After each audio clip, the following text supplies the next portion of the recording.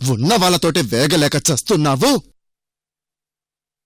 మళ్ళీ కొత్తోడు ఎవడొస్తాడానని భయపడుతున్నావా?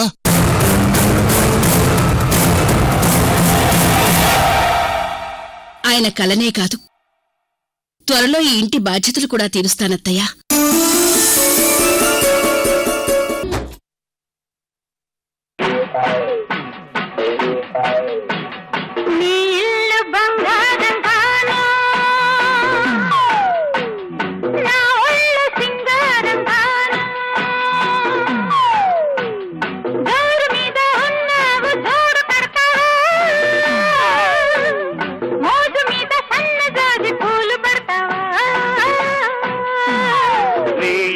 బంగారంగాను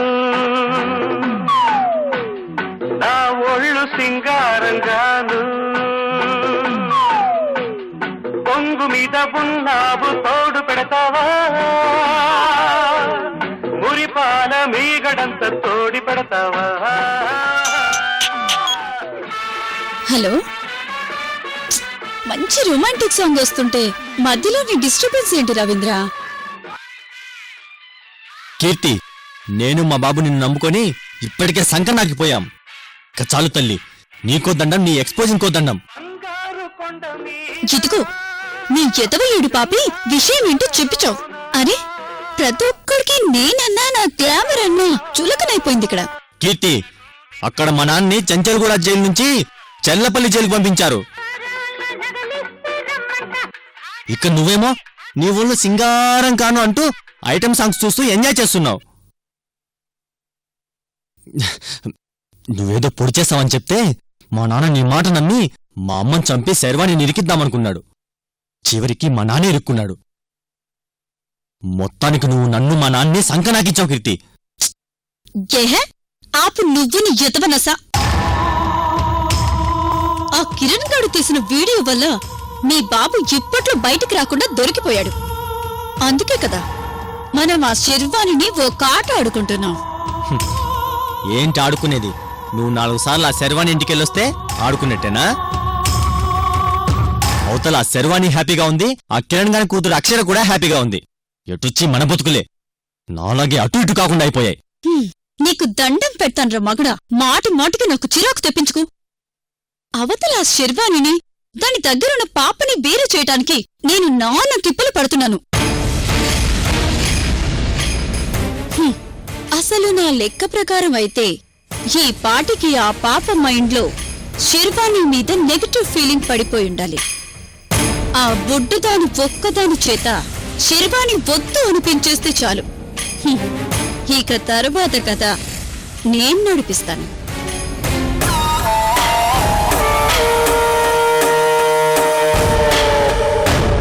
శర్వాణి వర్సెస్ అక్షర. అక్షర అక్షర అక్షర అక్షర అక్షర అక్షర అక్షర అక్షర.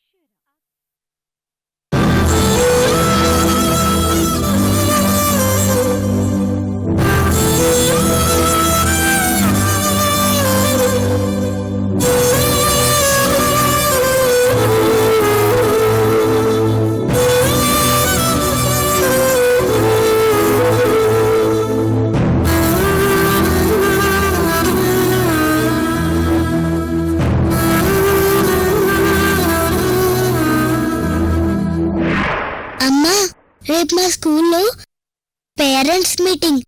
మా ఫ్రెండ్స్ అందరికీ మా అమ్మని తీసుకొస్తానని చెప్పాను. నువ్వు వస్తావా ప్లీజ్? నా కూతురు పిలిస్తే ఈ శర్వాణి రాకుండా ఉంటుందా? రేపు ఎన్ని ఇంపార్టెంట్ వర్క్స్ ఉన్నా అన్నీ క్యాన్సిల్. రేపు మనిద్దరం స్కూల్కి వెళ్తున్నాం.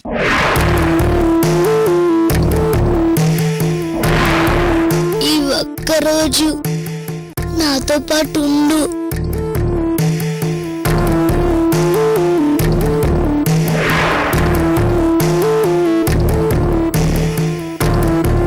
ఒక విధంగా నీ నాన్న శర్వాణి కోసమే చనిపోయాడు. చనిపోయాడు చనిపోయాడు చనిపోయాడు చనిపోయాడు చనిపోయాడు చనిపోయాడు చనిపోయాడు. అక్షర, బాగా ఆలోచించుకో. నీకు డమ్మీ మమ్మీ కావాలో ఒరిజినల్ అమ్మమ్మ తాతయ్యలు కావాలో కావాలో కావాలో నిజంగా మా అమ్మ బ్రతికే ఉంటే నన్ను ఇలా వదిలేసి వెళ్ళిపోయేది కాదు.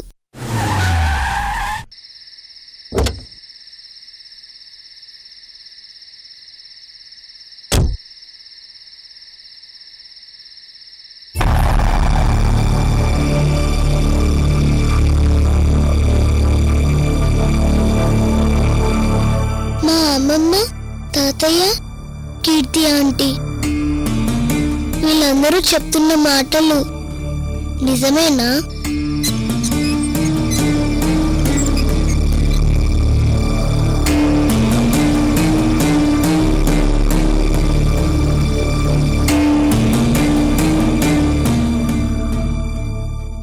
ఇప్పుడు నేను మా అమ్మ దగ్గర ఉండిపోవాలా లేక అమ్మమ్మ వాళ్ళ దగ్గరికి వెళ్ళిపోవాలా?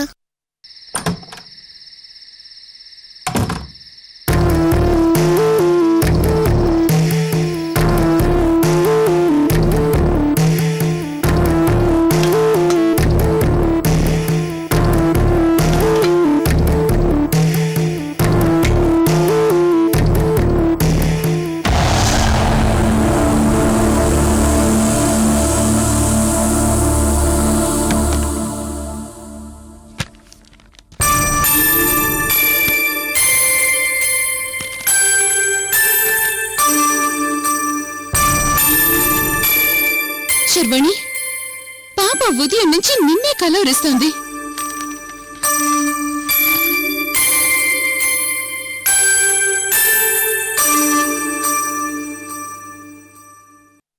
తనకి ఫీవర్గా ఉందని తెలిసినా నువ్వింత లేటుగా ఇంటికి రావడం ఏంటి? పాప నీకోసం ఎదురు చూస్తుందని తెలీదా?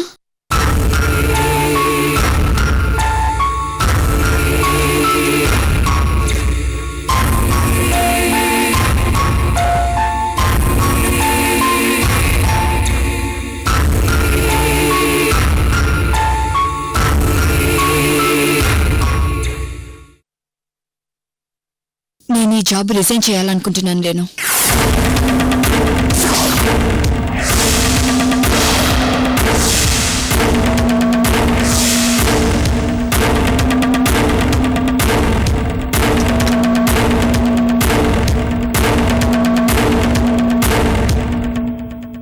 శర్వాణి, నువ్వేం మాట్లాడుతున్నావో నీకేమైనా అర్థం అవుతోందా? జాబ్ రిజైన్ చేయడం ఏంటి? నువ్వు నీ జాబ్ వదిలేసి బతకగలవా? అలా అని పాపను వదిలేసి కూడా నేను బ్రతకలేను లేను. నాకు నా జాబ్ ఎంత ముఖ్యమో నా పాప కూడా అంతే ముఖ్యం లేను.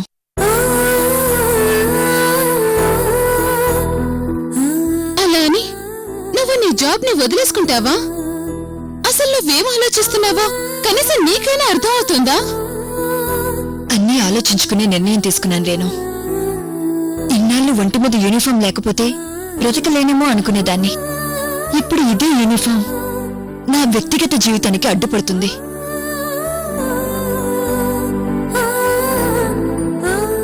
నాకు నాకన్నా నా ఉద్యోగానికన్నా అక్షరే ముఖ్యం, అక్షరే ముఖ్యం, అక్షరే ముఖ్యం, అక్షరే ముఖ్యం, అక్షరే ముఖ్యం, అక్షరే ముఖ్యం.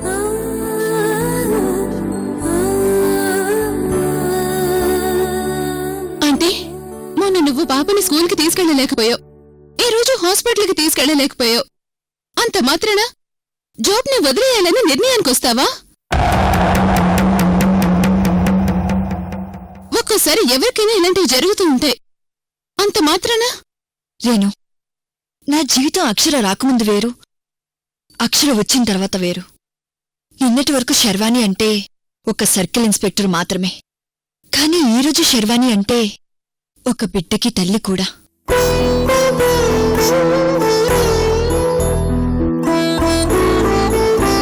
బిడ్డల కంటే మనకేది ఎక్కువ కాదు. నాకీ జాబ్ వద్దు రేణు. రేపే రిజైన్ లెటర్ ఇచ్చేస్తాను. ఈ విషయంలో నా నిర్ణయం మారదు.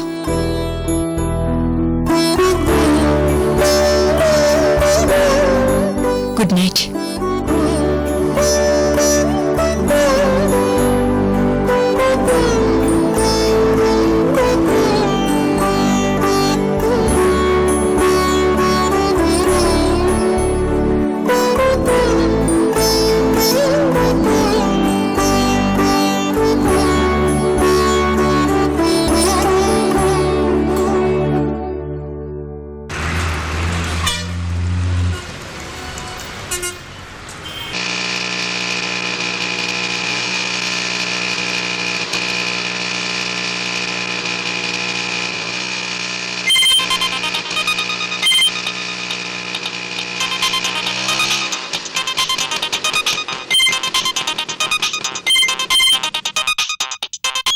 హలో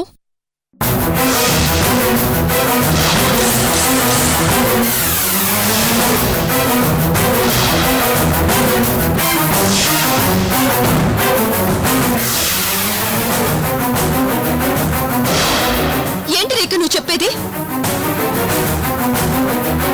ఇప్పుడే మా మనుషులు వచ్చి చెప్పారు అమృత, చక్రధర్ పోలీసులు కాల్చి పారిపోయాడంట. ఇది జరిగి ఎంతసేపు అవుతుంది?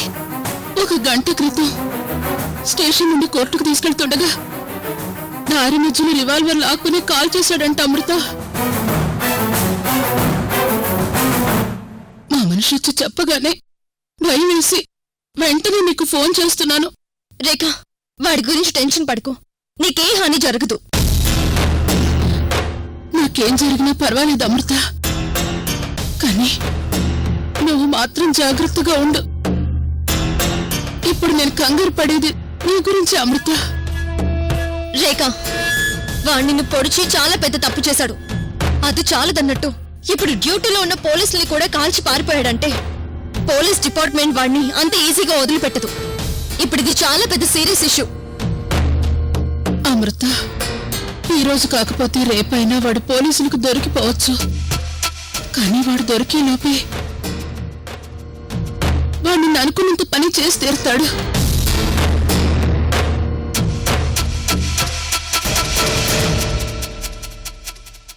వాడెంత మూర్ఖుడో నాకు తెలుసు అమృత. నువ్వు ఈ 4 రోజులు ఎట్టి పరిస్థితుల్లోనూ అజాగ్రత్తగా ఉండొద్దు. వాడిప్పుడు నన్ను ఆదికేశవుల కంటే ఎక్కువగా నిన్నే టార్గెట్ చేశాడు. వాడు నిన్ను చంపింది పోలీసులకు దొరకడు. వాడి గురించి తెలుసు కాబట్టి చెప్తున్నాను. నువ్వు మాత్రం జాగ్రత్తగా ఉండు అమృత. రేఖ, వాడెవడో వచ్చి ఏదో చేస్తాడని భయపడుతూ బ్రతకమంటావా చెప్పు? చక్రధర్ ఎంత దూరం పారిపోయినా చట్టం వాణ్ణి వెంటాడుతూనే ఉంటుంది. నాకేమీ కాదు, నువ్వు ధైర్యంగా ఉండు. అవును, ఇప్పుడు నీ ఆరోగ్యం ఎలా ఉంది? అవతర్ నీకు హాస్పిటల్లో తోడుగా ఉన్నాడు కదా? అమృత, ఇప్పుడు నేను బతికున్నానంటే అది నువ్వు నాకు పెట్టిన ప్రాణభిక్ష.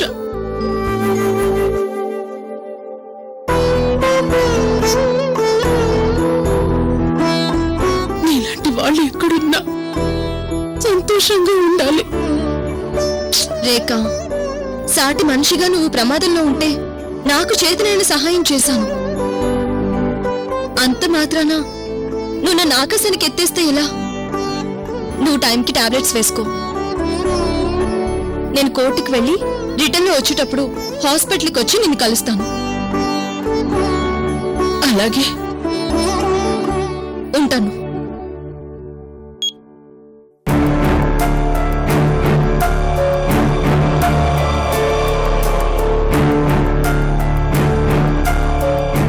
చక్రధర్ పోలీసుల నుంచి ఎస్కేప్ అయ్యాడంటే రేఖ చెప్పినట్టు వాడు నిజంగా నిద్రపోడు.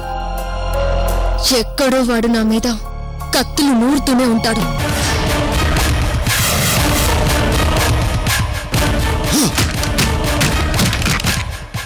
అమృతని చంపేస్తానంటే వెర్రివాడ్లాగా నా వంక అలా చూస్తావేంట్రా మగడా?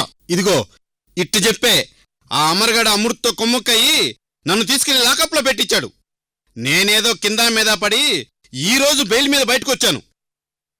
నువ్వు నిజంగా చంపాలనుకుంటే అమృత కంటే ముందు ఆ అమర్గాడిని చంపేయి. వాడు ఆ అమృత కలిసి నన్ను బఫూన్ చేశారు. లేదు గోవర్ధన్ బాయ్, బయట నా కోసం పోలీసులు అణువణువు నాకు గాలిస్తున్నారు. ఇప్పుడు నేను ఎక్కువ కాలం బయట తిరగలేను. ఖచ్చితంగా నేను పోలీసులకు దొరికిపోతాను. ఈసారి దొరికితే నన్ను ఖచ్చితంగా బయటికి రానివ్వరు. అందుకే ఈలోపే అమృతని చంపేయాలి.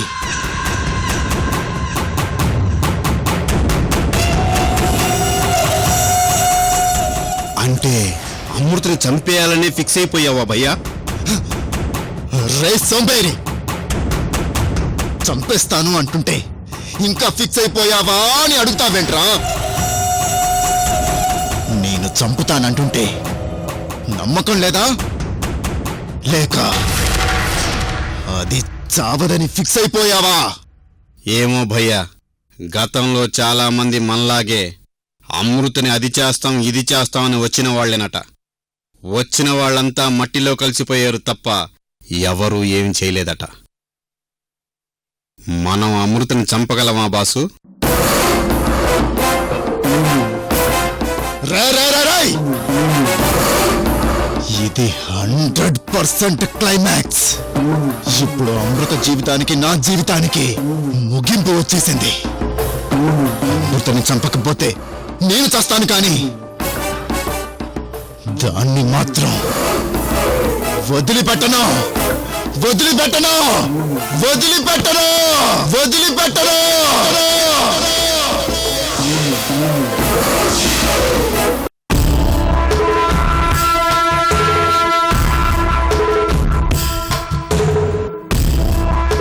సరే భయ్యా, 100 6 6 100 నువ్వు అమృతని చంపేస్తావు, అంతే కదా?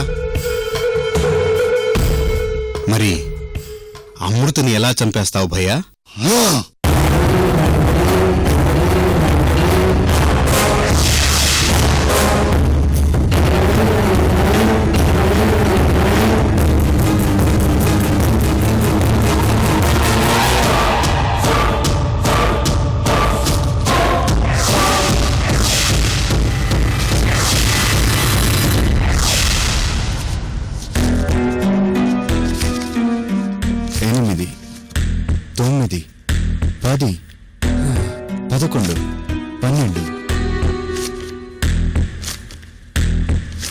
అయ్యా పని అయిపోయింది, ఇంటికి వెళ్ళిపోతానయ్యా.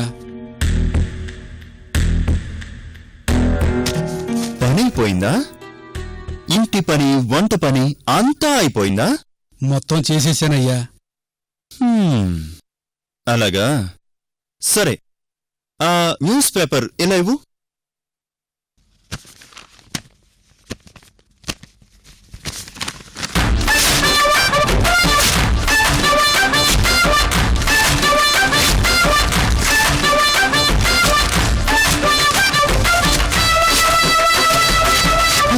ఇదిగో, ఈ పేపర్ ముక్కలన్నీ అతికించి పెట్టు, నేను మళ్ళీ వచ్చి చదువుతాను. అట్టగేనయ్యా.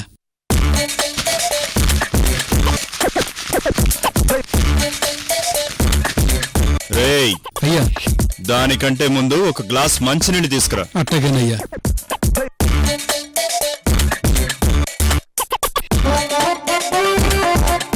దిమ్మ తిరిగిపోయి ఉంటుంది అదొకటి.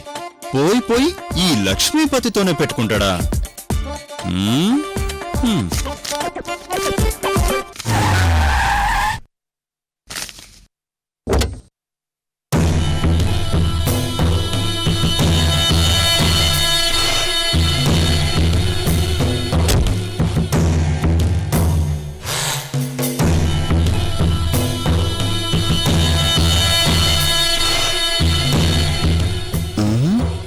ఎవరది వచ్చింది?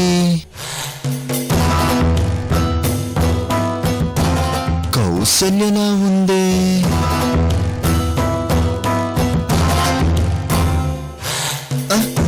రండి కౌసల్య గారు, రండి.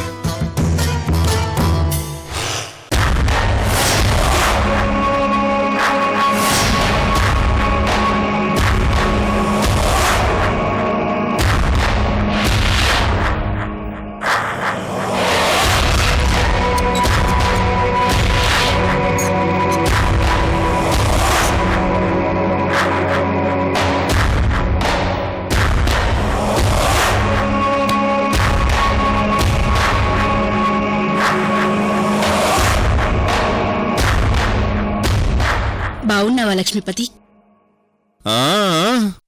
బాగానే ఉన్నాను. ఏదో దారి తప్పి వచ్చినట్టున్నారు. రండి, కూర్చోండి. టీ కాఫీ ఏమైనా తీసుకురమ్మంటారయ్యా? చెప్పు తీసుకుని తంతాను. కౌశల్య గారు వస్తే టీలు కాఫీలు తెస్తావా?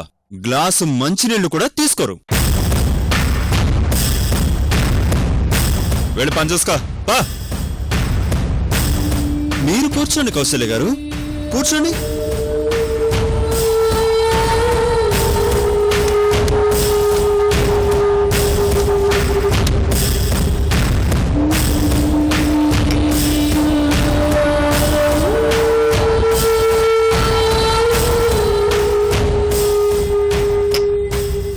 ఎన్నడూ లేంది ఈ రోజు లక్ష్మీపతిని ఎందుకు వెతుక్కుంటూ వచ్చారో చెప్పండి.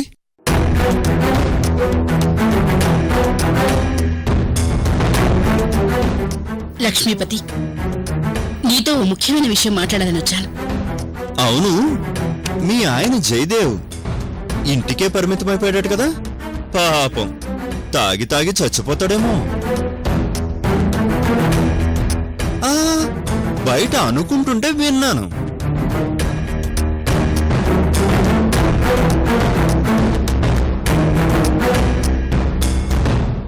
లక్ష్మీపతి, ఒకప్పుడు నువ్వు మా ఆయనకి నమ్మకంగా మా కంపెనీలోనే పనిచేశావు. అది మర్చిపోకు ప్లీజ్. నమ్మకంగా ఉంటే ఏమొచ్చిందని నాకు? నెలకు మహా అంటే 20,000. అదే నమ్మక ద్రోహం చేస్తే 20 కోట్లు.